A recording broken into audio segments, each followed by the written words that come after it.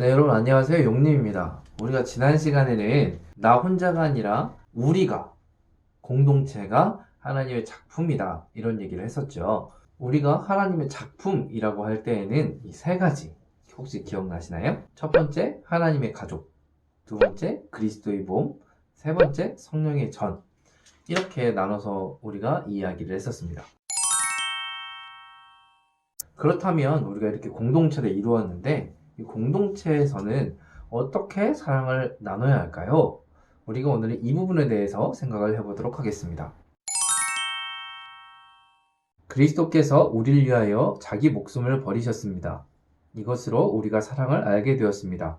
그러므로 우리도 형제자매를 위하여 목숨을 버리는 것이 마땅합니다. 누구든지 세상 재물을 가지고 있으면서 자기 형제자매의 궁핍함을 보고도 마음 문을 닫고 도와주지 않으면 어떻게 하나님의 사랑이 그 사람 속에 머물겠습니까? 자녀된 이 여러분, 우리는 말이나 혀로 사랑하지 말고 행동과 진실함으로 사랑합시다. 이렇게 함으로써 우리는 우리가 진리에서 났음을 알게 될 것입니다. 또 우리는 하나님 앞에서 확신을 가지게 될 것입니다. 요한 사도는 우리에게 정확히 네 가지 공동체 사랑의 원리를 이야기해주고 있습니다. 공동체 사랑의 첫 번째 원리는 바로 목숨을 버리는 사랑, 다시 말하면 희생하는 사람입니다. 우리가 목숨을 버린다고 하는 것은 내가 옆 사람을 위해서, 내 형제 자매를 위해서 목숨을 버려야 돼 라고 하는 것이 아니고, 목숨을 버리는 데까지 우리가 사랑이 나아갈 수 있다는 것을 의미하고 있습니다. 여러분, 우리 사랑 한번 생각해보세요. 사랑하면 무언가 주고 싶지 않으세요? 사랑은 자기의 것을 내어주고 자기의 것을 허비합니다. 하다못해 나의 돈, 나의 시간, 나의 몸도 허비하게 되어 있습니다. 그래서 사랑이라는 개념에는 희생이라는 개념이 꼭 들어갈 수밖에 없죠. 그래서 사랑의 단계에서 가장 끝 단계가 어딘가? 바로 목숨을 내놓는 사랑입니다. 우리 어렸을 때 보면 부모님을 위해서 죽는다든가 자기 친구를 위해서 죽는다는 이야기를 통해서 감동을 느끼잖아요.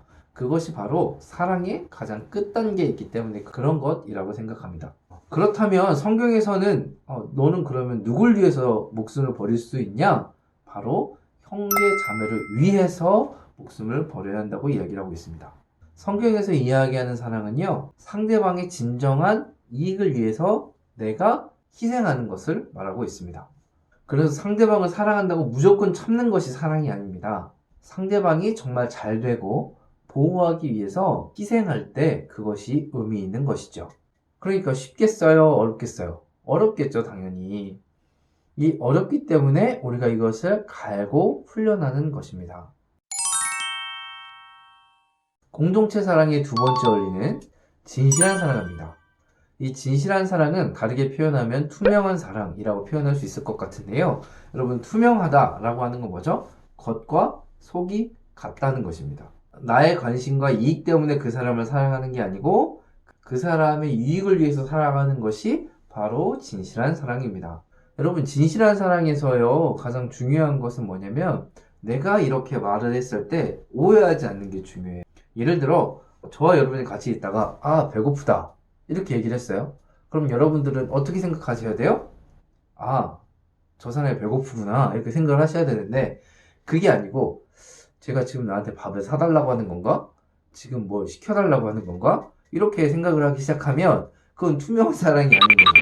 그래서 여러분들이 이 투명한 사랑을 하기 위해서는 가장 먼저 해야 될 게 내가 먼저 솔직해지는 겁니다. 다른 사람이 솔직해지는 건 내가 할 수 있는 일이 아니잖아요. 그래서 우선은 내가 나에게 솔직한 것, 그것이 시작입니다. 그래서 여러분들이 말하는 것들이 다른 사람이 오해하지 않고 진실로 받아들일 수 있도록 진실한 사람이 되면 상대방도 진실한 사랑으로 화답해 줄 것입니다. 공동체 사랑의 세 번째 원리는요, 바로 구체적인 사랑입니다. 사랑은 구체적이어야 돼요. 예를 들면 여성분들이 남자들이 선물해주면 감동받을 때가 언제예요? 엄청나게 큰 백이 아니고 엄청나게 작은 다이아몬드를 주면 당연히 그럴 수 있겠지만, 또 엄청나게 세심하게 구체적으로 챙겨줄 때 고마움과 배려와 자상함을 느끼잖아요. 이 사랑도 마찬가지입니다. 사랑도 서로 구체적으로 사랑할 수 있어야 돼요. 여기 성경에서 뭐라고 얘기를 했냐면 말이나 혀로 사랑하지 말고 구체적으로 사랑해 달라고 얘기를 하고 있습니다.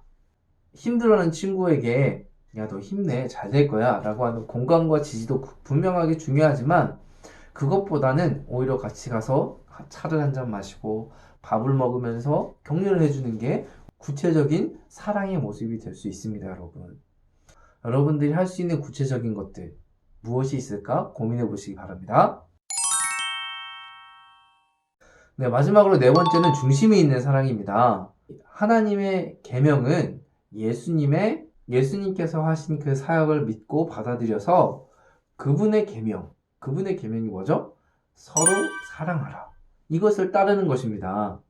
옆에 있는 사람을 그냥 가만히 있으면 나 저 사람 사랑해야지? 이런 마음이 점점 솟아나십니까? 전혀 그렇지 않습니다. 하나님께서 이런 자격 없는 나를 사랑하셨기 때문에 내가 저 사람을 사랑하기로 결단하는 것입니다. 그리스도인에게 있어서 사랑은요, 그래서 느낌이 아닙니다. 결단입니다. 여러분 생각해 보세요. 내가 저 사람을 사랑하고 싶은 마음이 생겨날 때까지 기다린다면 평생 우리는 사랑할 수 없습니다. 사랑은 나의 속에서부터 나오는 것이 아닙니다. 하나님으로부터 나오기 때문에 우리는 그 사랑을 받아서 내가 옆에 있는 형제 자매를 사랑하기를 결단하는 것이죠.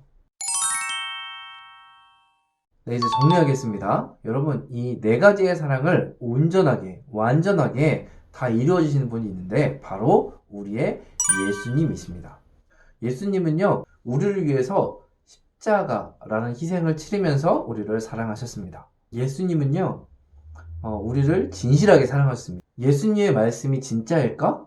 이렇게 고민할 필요가 없어요. 예수님은 진실하신 분이기 때문에 그래요. 예수님께서 만난 성경에 나타난 사람들을 보면 다 진심으로 사랑하셨고 겉과 속이 동일하게 사랑하셨습니다. 그것을 우리가 받아들이는 것이죠. 또 예수님은 내가 너희를 사랑해 말로만 하는 것이 아니고 구체적으로 십자가의 죽으심을 통해서 우리에게 보여주셨습니다. 이 예수님의 사랑은요, 예수님도 기도하셨잖아요. 이것을 나에게서 옮길 수 있다면 하나님 옮겨주세요. 그럼에도 불구하고 나 뜻대로 하지 마시고 아버지 뜻대로 해주세요.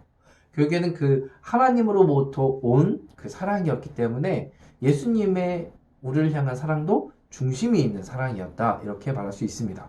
여러분, 우리는 이 예수님을 닮아가는 훈련을 하자고 했잖아요.